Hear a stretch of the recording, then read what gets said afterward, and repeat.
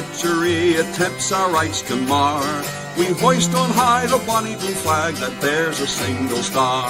Hurrah, hurrah, for Southern rights, hurrah, hurrah, for the bonny blue flag that bears a single star. First Gowan, South Carolina, nobly made the stand.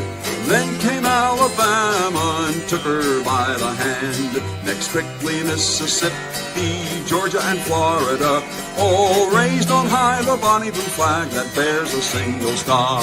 Hurrah, hurrah, for Southern rights, hurrah, hurrah, for the bonny blue flag that bears a single star. Faithful to her trust, like friends and brethren, kind were we and just. But now when northern treachery attempts our rights to mar, we hoist on high the bonny blue flag that bears a single star. Hurrah, hurrah, for Southern rights, hurrah, hurrah, for the bonny blue flag that bears a single star. First Gowan, South Carolina, nobly made the stand. Then came Alabama and took her by the hand. Next quickly Mississippi, Georgia and Florida, all raised on high the bonny blue flag that bears a single star. Hurrah, hurrah, for Southern rights.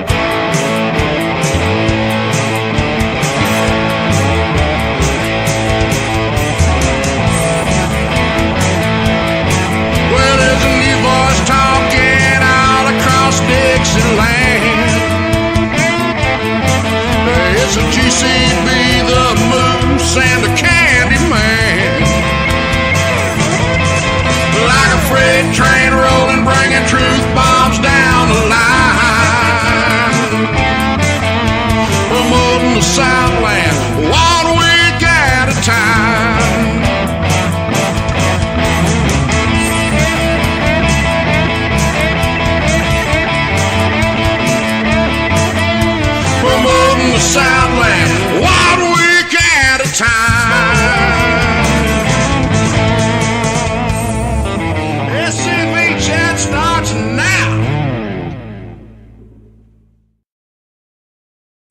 It's 7 o'clock on a Monday afternoon, so you know what time it is. It is time for your weekly episode of SCV Chat. And before we get started, please remember, the views and opinions expressed in this broadcast are not necessarily the views and opinions of the SCV, its GEC, Northern Division Brigade Camps, Executive Director, or any other subsidiary, strictly those expressing them.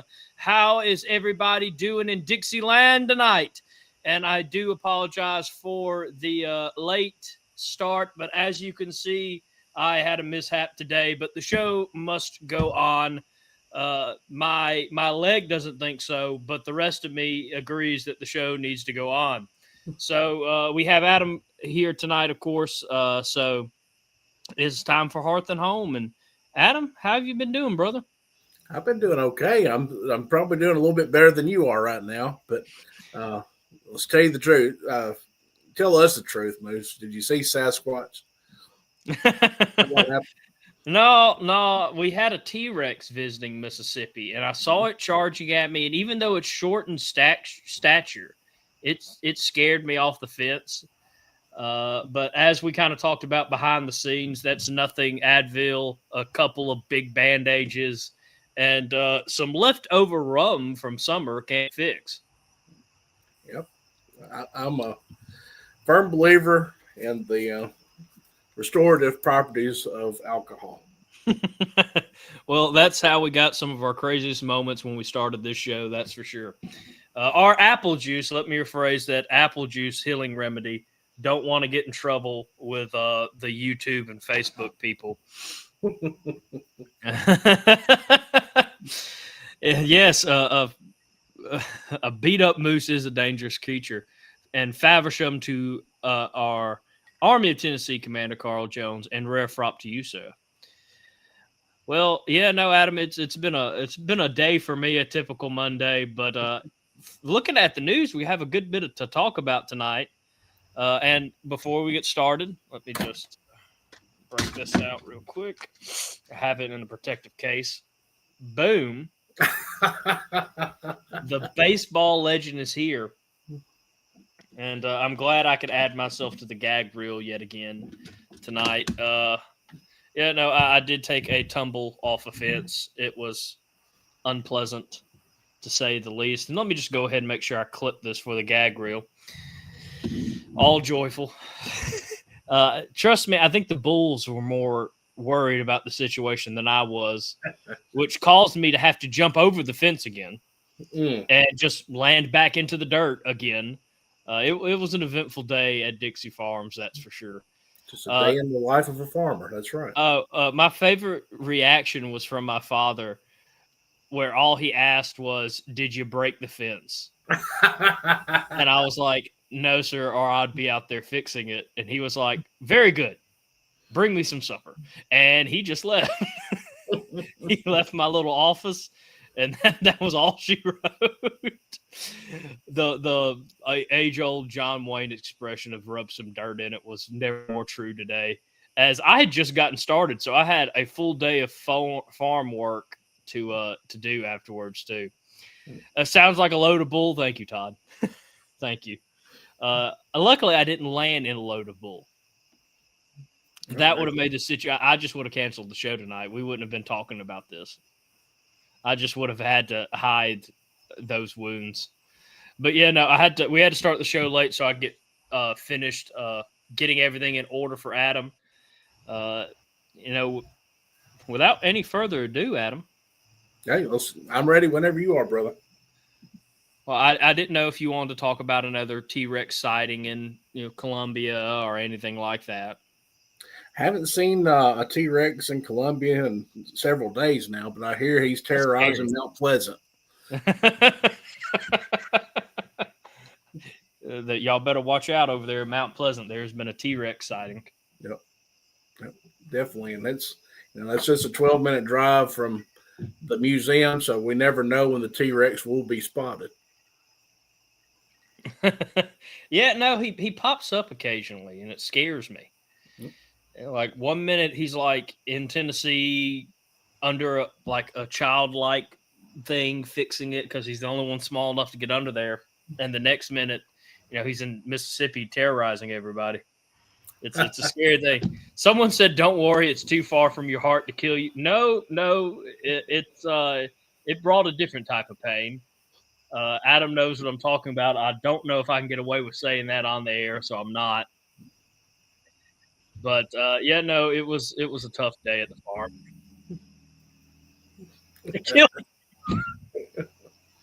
I'm loving the chat heads. Really, a broken antler. Wow, y'all are killing me tonight. Oh wow, You're getting a lot of compassion. That's for sure. a lot of compassion. A lot.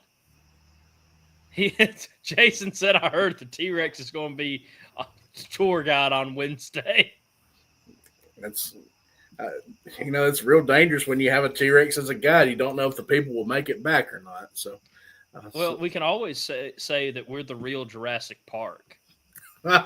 Can we get Jason a T-shirt that says "Welcome to Jurassic Park" and he has to wear it whenever he gives a tour, just like on the front, National Confederate Museum, just this beautiful logo that we have. And on the back, it just says, "Welcome to Jurassic Park." We can get him a polo now. I can get him a polo for $30 or $40. And I think that'd be well worth it. If that's between you and him, brother. I am making a donation. Oh, man, every day I wonder if they're going to let me back in this organization. Yeah. Well, you're a life member now. Oh, yeah, no, I'm safe. Well, as safe as I can be, I guess. Yeah. But, yeah, we do have a good bit of news tonight, so I don't want to take away from you anymore. Jason just asked if I made it short sleeve. I will make it short sleeve for you, Jason. I know the southern sun can be cruel this time of year. But without further ado, let's jump into your stuff because you do have quite a bit tonight. There's some things I'm extremely interested about. Yeah, we have a lot of pictures. It's been a busy month, and hopefully October will be just as busy. But if you want to go ahead and pull up the first picture. This is something that we talked about in our last episode of Hearth and Home. We had a good number of Jefferson Davis items that were loaned to us. So just trying to follow up on that last episode, show you that these items are all now out in the case, and they are there for you to see. So next time you're at the museum, be sure to stop by. Wish I had taken a picture of the other side of the case, but you know what? You'll be surprised when you come to the museum. You'll get to see the other side of the case. Yeah, no, I love the Jefferson Davis stuff y'all are picking up. I'm even a bit jealous.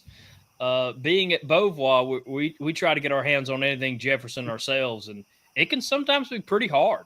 Oh, yeah. I mean, there's only so much out there, and, we discover new things every day, but it just doesn't come available on the market or find its way into the museum all the time. But there's some great items, and I've talked to the owner of the items, and he's willing to loan some things to Beauvoir as well. Oh, wow. Oh, I was just making a joke. Thank you, Adam. Yeah, let's see what our next picture is. I can't remember if we talked about this next image or not on our last show, but this is a piece of granite from the foundation of the AP Hill Monument that used to stand in Richmond. And this was removed in December of 22. And this was a piece that was damaged when they removed that monument. And this was donated by the AP Hill Memorial Association when we were having our reunion in Houston this summer. So we now have that in the case for everybody to see. That is awesome. And now I see the next slide is something I've actually tried to acquire. Not the same thing, but same idea. Yes, this is one of my favorite Confederate notes. I think there were, don't hold me to this, but I think there were 72 different Confederate bills that were printed during the war between 1861 and 1864. 72 different bills. And this one has to be one of my favorites. It has Stonewall Jackson in the lower right-hand side, and it's a $500 bill note. And this was donated by one of our good friends of the museum and SCV members, Mr. Elliott Jackson. And we don't have all 72 bills in our collection, so looking to fill in some gaps in our collection. If you have some would like to donate, like to have them on loan, we call me up, see what we have. And Chuck's right. That is one of the most valuable notes out there, that $500 bill note. Wow. That's all. Yeah, no, I was bidding on one. It was just a 100. And I sadly lost it. Probably didn't need to spend the money anyway. But it was going to be a gift for a future member, hopefully. I'm trying to coat some in with artifacts.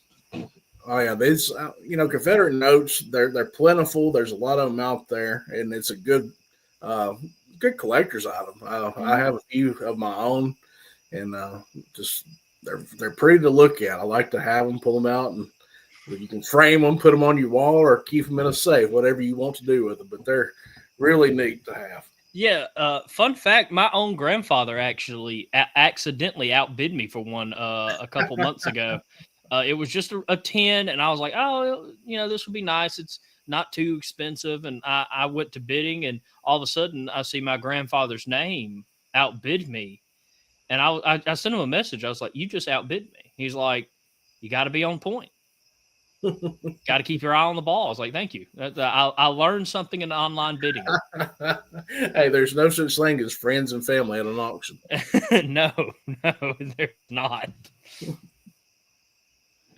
This is something that we've had in the archives for a while, and you might think it's a Yankee carpet bag, and that might be what it started out as, but this was a doctor's bag that belonged to Dr. J.B. Gates of Fulton, Kentucky. And Dr. Gates was a Confederate veteran, and inside you have his little wallet there and his Southern Cross of Honor that was given to him by the UDC, along with a reunion medal. All those items were inside of that bag that he used as a doctor's bag. Oh, so wow. We just recently put that out this past week. So collection's improving and growing all the time. So if you haven't been to the museum in a while, it's always a good time to come. Yeah, no, I messed with Eric that next time I come up, I'm going to have a lunch break so I can go tour the museum. Right. He told me he would think about it. Everybody just picks on Moose when he comes up. It's not fair. No, I either move furniture or I'm doing paperwork. This is really neat. This item and the next item are all items that are on loan to our museum from the Morgan's Men Association. They are looking for a place to display their items. So I was glad to give them that space to do this. This is a letter, original letter that is from Lieutenant Van Buren Sellers, who served in Company A, 2nd Kentucky Cavalry. I have not transcribed the letter yet, but that's his image on top of the letter, along with the handwritten envelope or cover, and, of course, the letter. That's cool. Yeah, that's the thing that really gets me excited, those first-person accounts. You can't get much more primary source than a handwritten letter by a Confederate soldier. No, that's a good get right there. Yeah. And this next item is also from the Morgan's Men Association. Like I said, this is Calvin C. Morgan, who was a captain in the Confederate Cavalry. His brother was John Hunt Morgan. So this is a really cool item to add to our collection. And they also wrote a small biography to go with the portrait. And glad to have that in our collection of Confederate images. Yeah, no, that's great. Ooh. Yeah, so this is a really good piece to add to our collection. This and several other items are all on loan, a long-term loan from Murfreesboro Chapter 91 of the United Daughters of the Confederacy out of Murfreesboro, Tennessee. This is the page holder for Captain Charles W. Anderson, who was General Nathan Bedford Forrest's adjutant. So can you imagine the orders and all the different paperwork that General Forrest gave to him and he placed on this holder? So it just gives me chills thinking about it. Yeah, no, me too. That is, wow. Man, always jealous of Adam. And this is another item that belonged to Captain Anderson. This is a First National flag that belonged to him. We can't determine if it's pre-war or post-war. My guess would be post-war. This may be a reunion type flag, but it was in his belongings. And a little bit more research needs to be done on it. It could be a wartime flag. If that's the case, that makes it even more special. But still, it's a flag that belonged to one of General Forrest's men, and that makes it special in its own right. It came to us framed and preserved like this, and it makes a beautiful display. Absolutely. And this is a really cool piece, too. I'm going to say that a lot during the show because I think everything in here is so cool.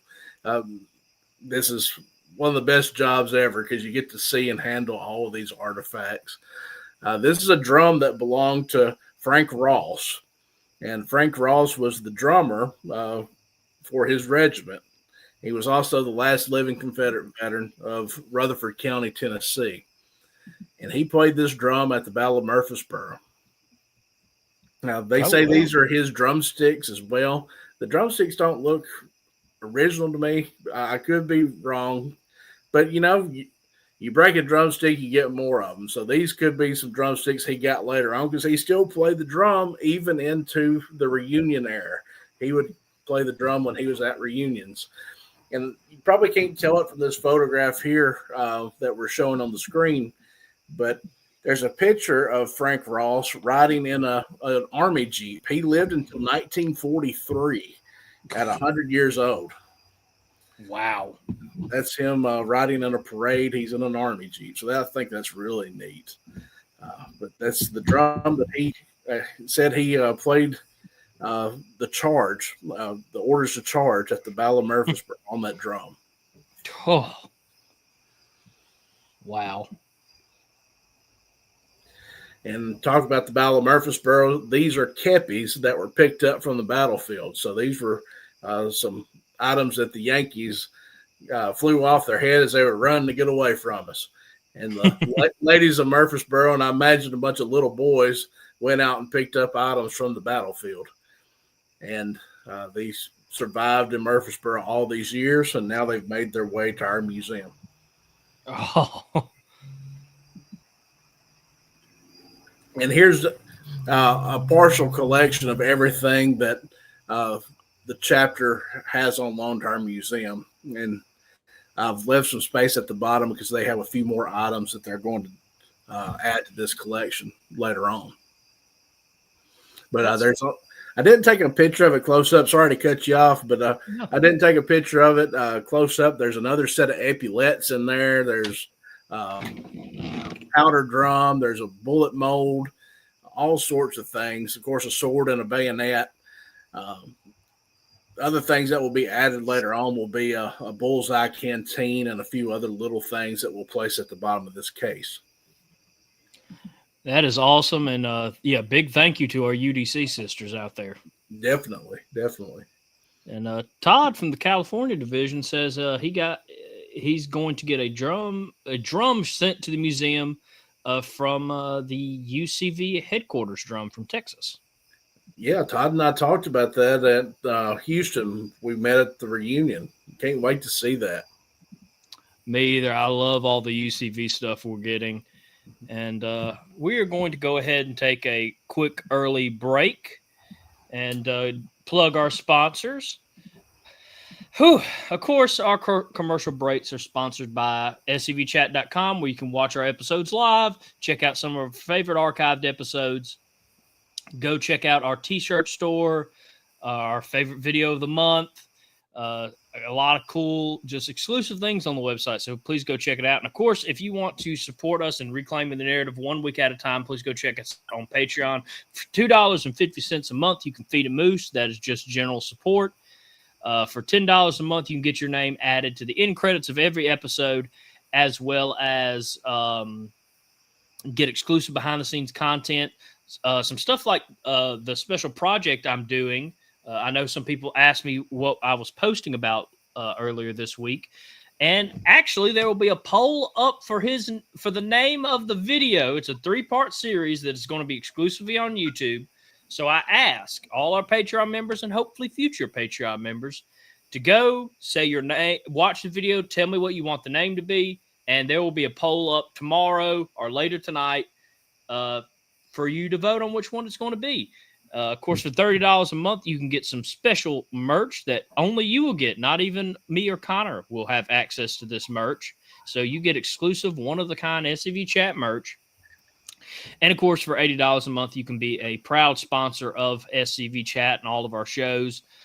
Like Dr. Chris Cummins, if you've fallen off a fence and your knee is just throbbing with pain, go check out Dr. Chris Cummins in the Oxford region.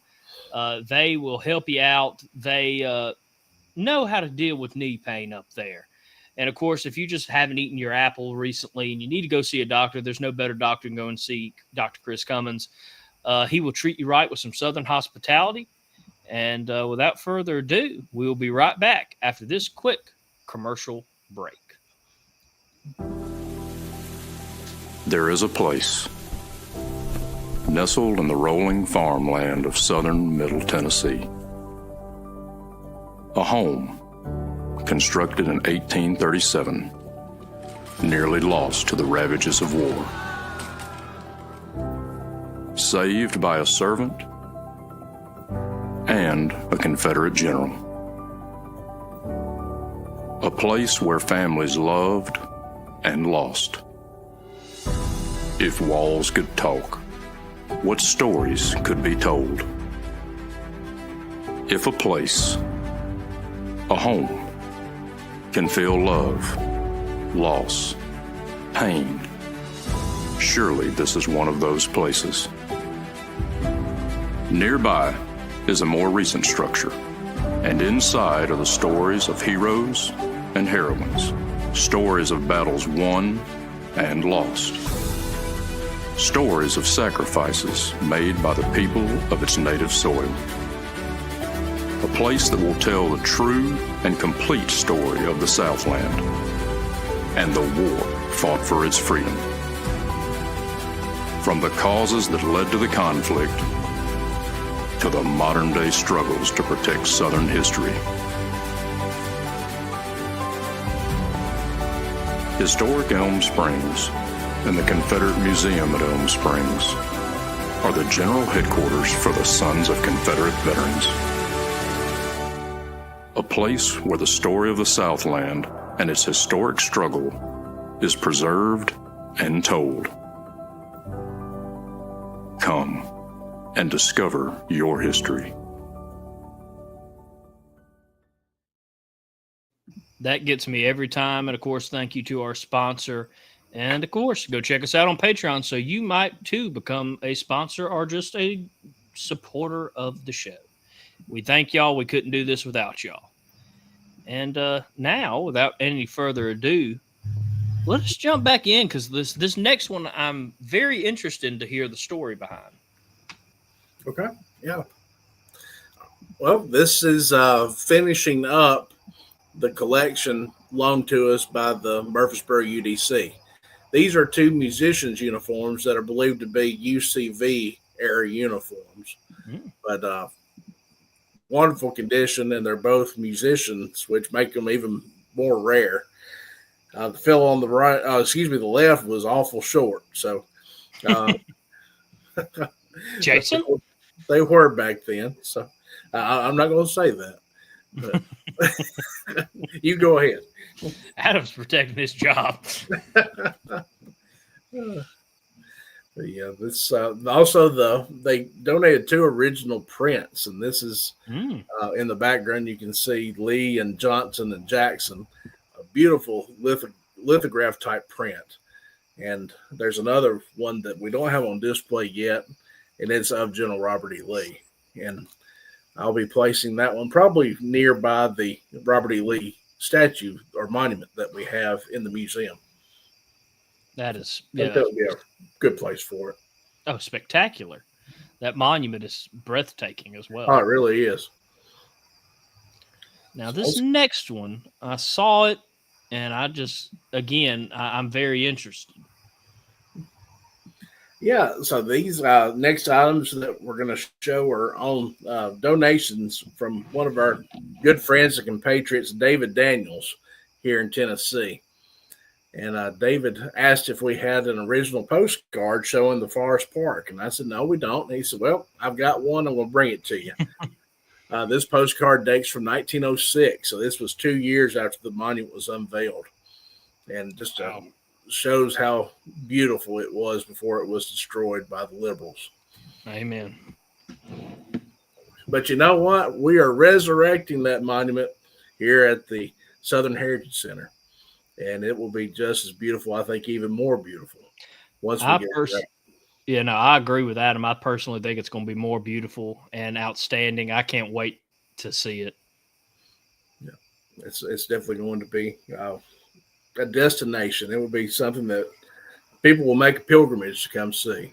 And I take for granted a lot that I work at a place where Nathan Bedford Forrest is buried, and we'll try not to take that for granted as much because it's really an honor.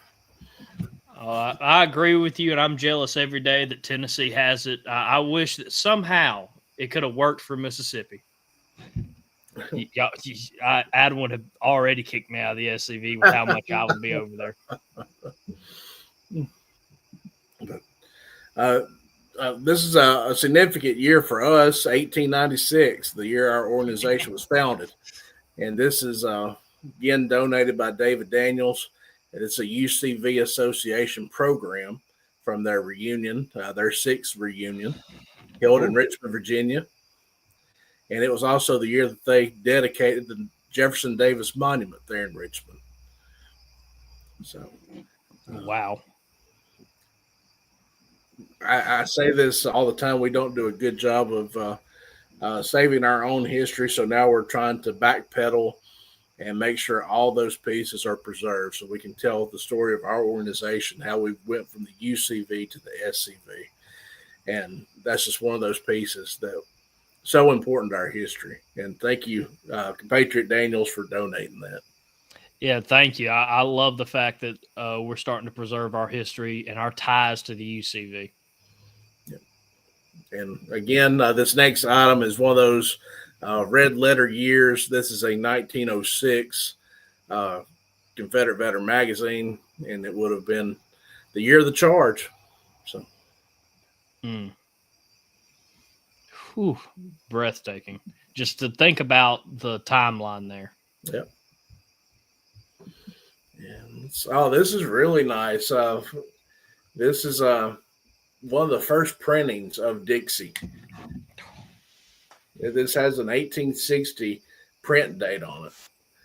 So this is probably one of the first, if not one of the first, if not the first times that Dixie was ever printed as a piece of sheet music. So, so glad to have this, and this is a real treasure. Oh, amen. That is, man, I need to go up to the museum. All y'all need to come up too.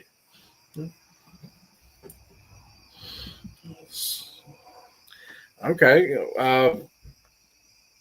So that completed, Dixie completed all the David Daniels artifacts that he donated to us. Couple weekends ago, we had History Seekers. Follow them on YouTube, Facebook.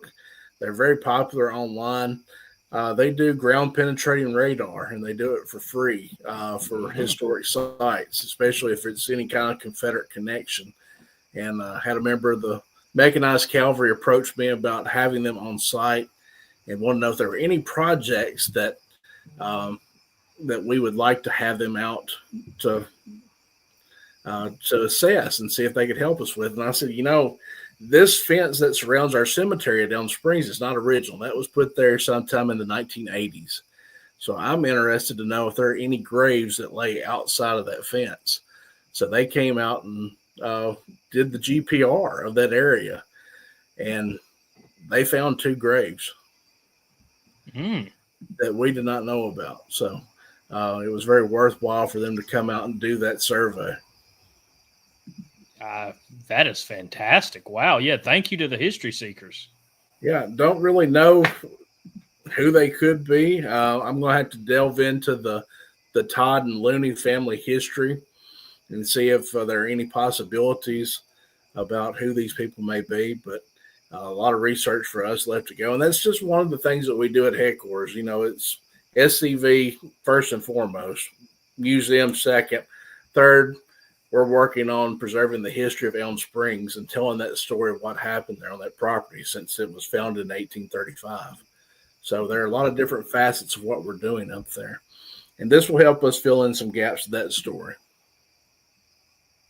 I can't wait to hear him. And while they were there, they also asked if they could metal detect the property. And they said, you know, if we find anything, we're going to let you have it for your collection. So they found 3 artifacts that would be pertinent to our story. Of course, they found a lot of trash. They gave us the trash too, but these were the 3 treasures that they found.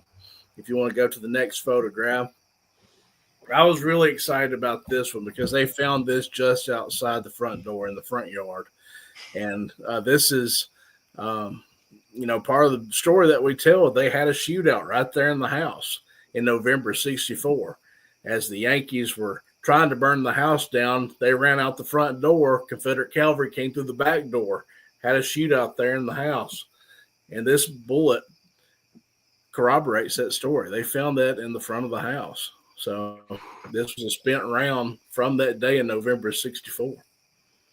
Wow. Oh, that is awesome. Yep. And Derek Glover, he was in the chat earlier. He would like this. This is a silver coin. Of course, it's not from the antebellum period. This is from 1917.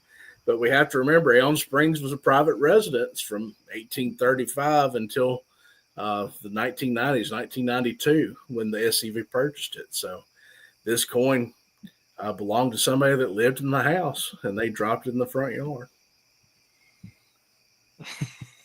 Golly, I wish I could have been there for all this. And the next item is a flat button. This is the back of it. You can see where I think you caught the shank of the button has broken off. But that design on the back is very, it resembles a button from the 1820s. So this was probably on somebody's clothing that came there in the 1830s when the house was being built and fell off of their clothing. That design, there is some writing on the back, and we're going to have to study that a little bit more, but all indications is it's from the late 1820s. Ooh. Wow. And this is a picture of one of the graves that they located. When they started building the museum, there was a field stone somewhere in that area. And after they finished the project, the field stone was gone. So I definitely wanted them to look in that area to see if they can find anything. And they located what they believed to be a full adult grave there. Oh, wow. And then this next grave, kind of a sad thing to think about, but it's a child's grave. It was only 3.5 feet long. But it's definitely square in shape, and they get all the indicators that it was a grave. So the depth and everything is consistent. And he said, I can't tell you 100% without digging down, but he said, I definitely wouldn't build anything here. So, you know, that's kind of enough for me. I think it was definitely a child's grave. Wow. And we do have some people in the chat that says that they will help you try to date the Button Workman's Adventures and, of course, help with the bullet as well. So that's great. Yes, very exciting finds. Great stuff is going out down at SCV headquarters. Definitely. And, you know, that's, you know, like I said, that's one of the things that we're there to do is not just SCV Museum, but it's also the story of that property because we're the stewards of this home and we have to tell their story as well. And this just goes to help us to tell that story much better. I couldn't agree more. Workman's Adventures did say his name is Michael Adam. Okay, well, I know who it is. And you got a couple people saying, do you think we'll need to extend the fencing around those new discoveries? That might be something that we look at in the future for sure. And hey, they did say that it was so dry. This past week, we've gotten a lot of rain, but before when they were doing this GPR, it was dry up there. And they said that when it's so dry that the GPR is not as accurate, and there are some things that they thought that they were reading weren't really sure. So they would like to come back again after it was dry. There might be more out there. So definitely we might have to extend that fence. Yeah, no, Jason makes a great point. Elm Springs is a historic site. Yes, we are. National Register. So we're recognized by the federal government as being a historic site. So definitely got to take care of it. And appreciate Michael Workman. He was the mechanized cavalry person that I told you came to us before and wanted to bring history seekers out there. So glad that he made that introduction to us, and I'm thrilled to death with what they found. Me too. And he said he really wanted to come back. Fantastic. You're welcome back anytime. Yeah, no, that's phenomenal. I might try to sneak up there. Surprise Adam. I'll let you know whenever they're coming. I would say I would try to sneak a residency at Adam's house, but I'd just move furniture all night. Yeah, Kayla have you busy for sure. Well, we've been selling bricks and pavers for a while. We finally had this area paved. You notice that there's a lip on either side. The bricks and pavers will be placed inside these lips. And looks like I've got to get busy and start doing that. So, it's not just a lot of paperwork and emails that I do. Sometimes you have to get out and do some manual labor too. So I'll be laying bricks pretty soon, and we'll try to get all of your bricks and pavers put in place. And if you would like to purchase a brick and paver, there are forms on our website. So go and download that form, and we'd love for you to have a brick with your name on it or your ancestor's name on it.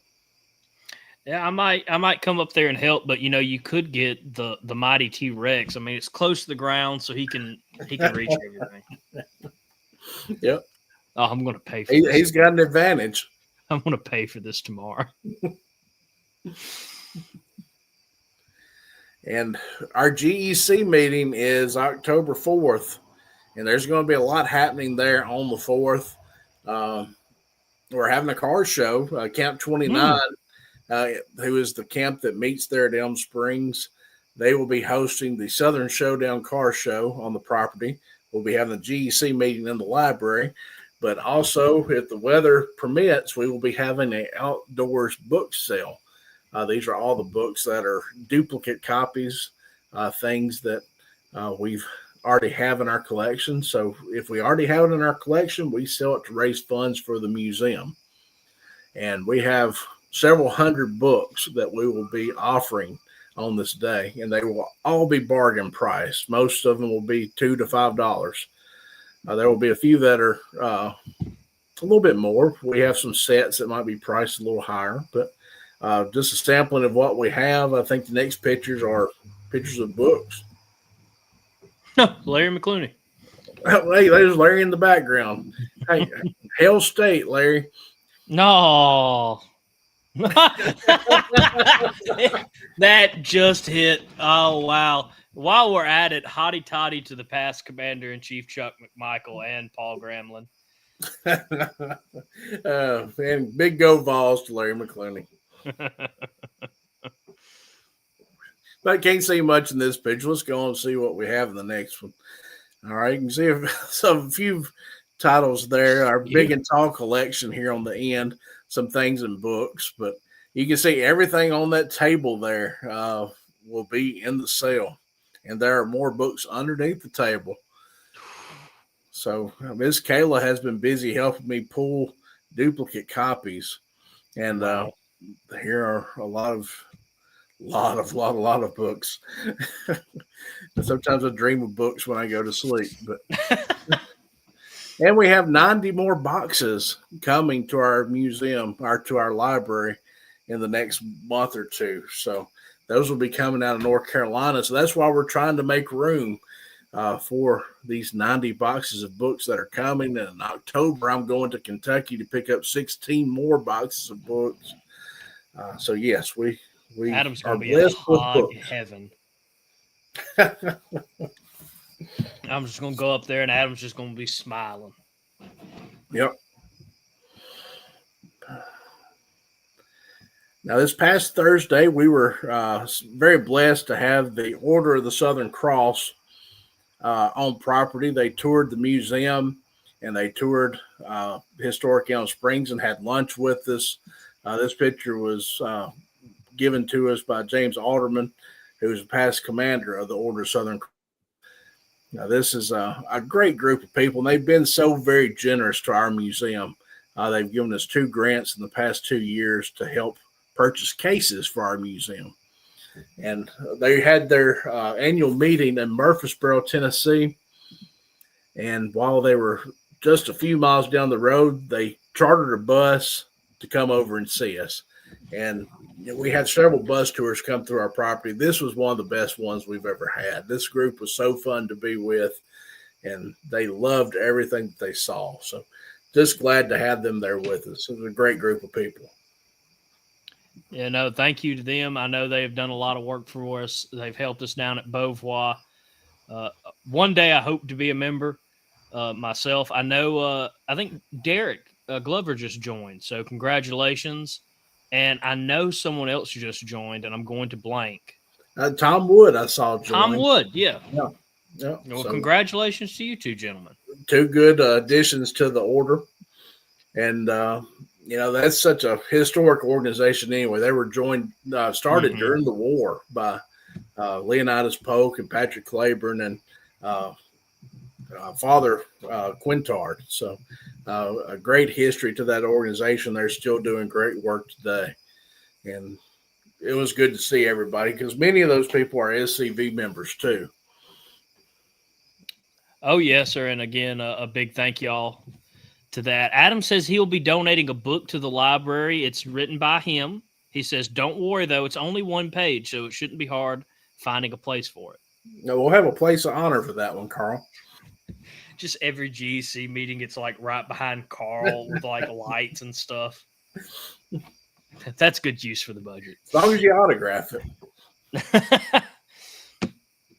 I'll get you an autographed copy. Good, I appreciate that. Carl, don't embarrass me. Please sign it. All right. I mean, that looks like we got through all your stuff. I don't know if we had, and we do have one question from John from the Missouri division. Have y'all gotten Owen's Confederate Medal of Honor on display yet? Yes, sir. That's on display. Sure is. All right. I think that's everything we got. That's the only question? Oh, good. We threw up some while we were talking on like the extending of the fence and stuff like that. Yeah. Well, good deal. So we can end this early. You can go nurse your leg there. Thank you. I do want to remind everybody to share this episode out. Let me, I have to make a special one. I forgot to make one. I have to make the scroller real quick, so it's going to take a second. But make sure to support the show. Share this out to everybody because it is important to know what is going on at headquarters. And, of course, our wonderful museum. I think I say this every episode, but I can never say it enough. I do want to thank Adam and Kayla and Eric and everybody that works at headquarters for all your hard work that y'all do for the museum, the library, Elm Springs. I mean, I've been there. I don't know how they do it. because it is crazy what all they do. Well, thank you. I appreciate that. It's definitely a labor of love sometimes. We definitely love Elm Springs, love the organization, and like you said, like to brag on our membership staff as well, because they've done a great job of getting everybody's dues processed. And Eric, and I hate to start naming names because I'll forget somebody. I don't have a very large staff, but I have a terrible memory. Eric and Robert and David and April, they've done a great job in processing the dues, and just really they're the unsung heroes, because they're the ones working behind the scenes to get everything done. So appreciate all their hard work, and come up and see us this weekend. Of course, museum will be open this weekend, and we would love to see you for the GEC meeting. If you're a member, you can always sit in on those meetings. If not, if you're not a member, come and see us. You can tour the museum and shop the gift shop. Yeah, there's always something to do at headquarters. So, yeah, make sure you turn out, tour the wonderful museum, and make sure, again, to share this episode out. And tune in tomorrow for Tennessee Tuesdays at 7 p.m. Confederate Standard Time. And, of course, check out Look Around Florida on Wednesdays. And, of course, this Thursday we have Commander's Comments. So check that out if you want to know what our national level is doing from the Commander-in-Chief himself. I cannot think of many, if any, nonprofits off the top of my head that you get to sit down and get an update from your national officer every month. So make sure to tune into that. Of course, Friday Night Live and the Friends of the Douglas Southall Freeman Group. Sunday is Hardy with History. And, of course, this weekend will be the GEC meeting. Or is that next weekend? I'm having a brain fart. No, it's this weekend. It's the 4th. Oh, dig nabbit! I have to get something cleaned. I have to look pretty. Yeah, look pretty for him. I'm looking pretty for the baseball Hall of Famer. Hopefully, he'll give me some money. Hope Springs internal. Yes. All right. Thank everybody for watching. Do all the stuff I've already said, because I keep saying the outro and I keep having a brain fart. So, thank you to everybody, and thank you to our Patreon members, and remember, everybody, to stay Southern. Good night. Night.